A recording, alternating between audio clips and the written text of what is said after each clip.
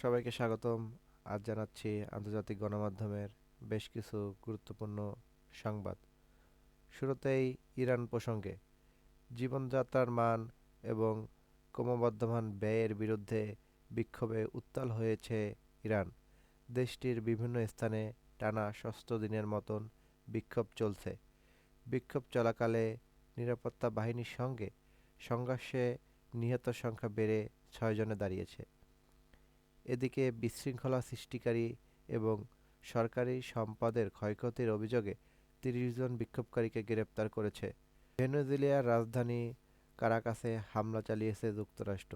ভেনেজুয়েলার সামরিক ঘাঁটিসহ দেশটির বিভিন্ন স্থানে হামলার নির্দেশ দেন মার্কিন প্রেসিডেন্ট ডোনাল্ড ট্রাম্প। এদিকে যুক্তরাষ্ট্রের সামরিক আগ্রাসনের নিন্দা জানিয়েছে ভেনেজুয়েলা। বাংলাদেশি বোলার মোস্তাফিজুর রহমানকে আইপিএল দল থেকে বাদ দিয়েছে কলকাতা নাইট রাইডার্স। ভারতীয় ক্রিকেট বোর্ড এর বিজেপি নেতা সঙ্গীত সোম এই ঘটনা ঘটিয়েছে।